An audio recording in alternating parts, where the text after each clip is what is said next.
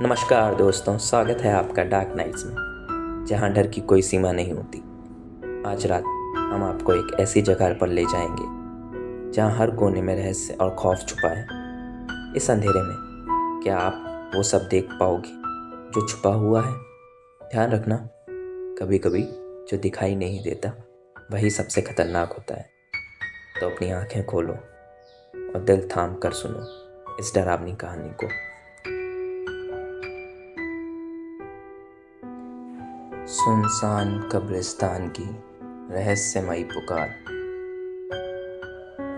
कहते हैं हर जगह के साथ कुछ ना कुछ कहानियाँ जुड़ी होती हैं और कुछ जगहें ऐसी होती हैं जो खुद अपने अंदर हजारों रहस्य छुपाए होती हैं। ऐसे ही एक स्थान था, गांव का पुराना कब्रिस्तान,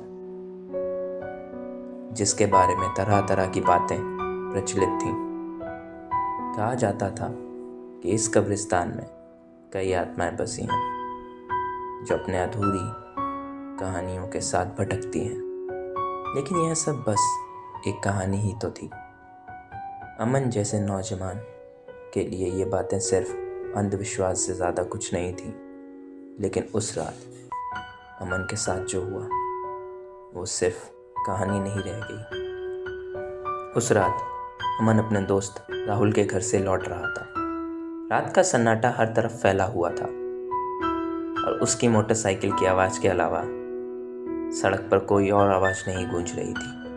अमन का घर गांव के दूसरी छोर पर था। उसे कब्रिस्तान के पास से होकर जाना पड़ता था। अमन के मन में कोई डर नहीं था। वह सोच रहा था, अंधेरा, रात और सन्नाटा, यही तो असली रोमांच है। लेकिन जैसे ही वह कब्रिस्तान के करीब पहुंचा, उसे अपने नाम की एक धीमी लेकिन बेहद डरावनी आवाज़ सुनाई दी।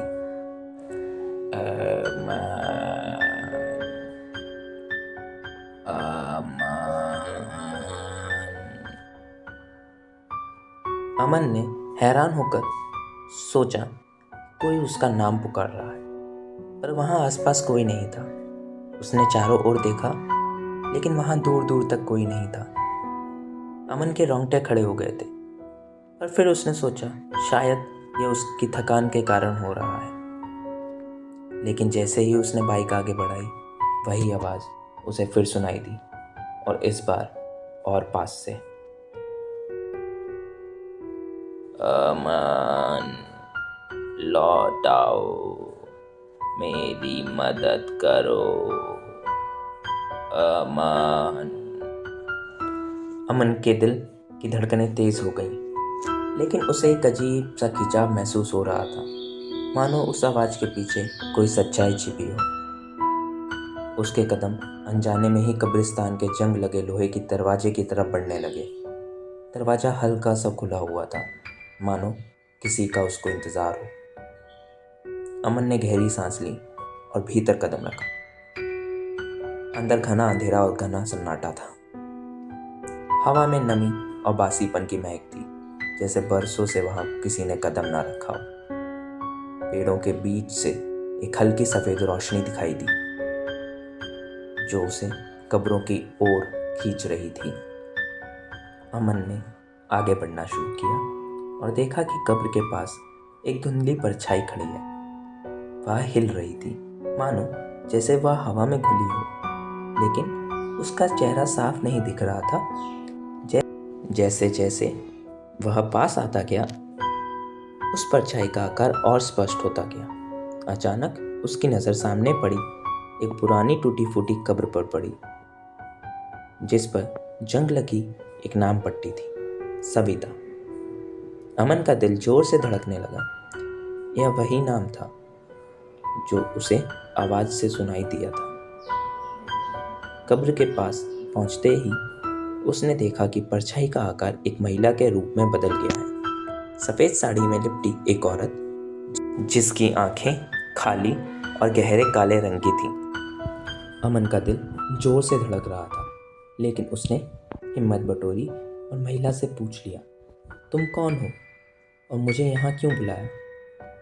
वह औरत एक धीमी कांपती हुई आवाज़ में बोली, मुझे यहाँ इंसाफ नहीं मिला। मेरी आत्मा यहाँ फंसी हुई है। मेरी मौत का बदला कोई नहीं ले पाया। तुम ही मेरे एकमात्र सहारा हो। अमन ने और गहरे सवाल पूछने की कोशिश की, लेकिन तभी औरत के चेहरे पर गहरा दर्द और गुस्सा साफ दिखाई देने लगा। उसकी कहानी एक दुखद रहस्य में लिपटी हुई थी। वर्षों पहले उसकी मौत इस कब्रिस्तान में रहस्यमय परिस्थितियों में हुई थी और किसी ने भी उसके हत्यारे का पता नहीं लगाया। उसकी आत्मा इसीलिए यहाँ भटक रही थी, न्याय की तलाश में। अचानक वह औरत अमन की ओर बढ़ने लगी। उसका चेहरा भयानक तरीके से विकृत होने लगा। उसकी आंखों में गहरी नफरत थी। अमन घबरा गया और पीछे हटने लगा, लेकिन तभी उसके पैरों में जैसे किसी अदृश्य शक्ति ने जकड़ लिया हो। उसके शरीर से कोई भी हरकत नहीं हो रही थी। उसके दिल की धड़कनें तेज हो गईं और उसे अपनी सांसें रुकती हुई महसूस हुई।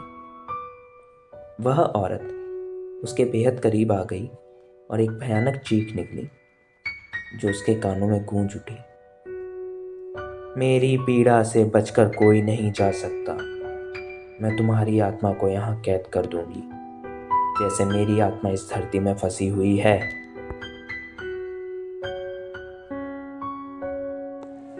सुबह होने पर गांव के कुछ लोग कब्रिस्तान के पास से गुजर रहे थे।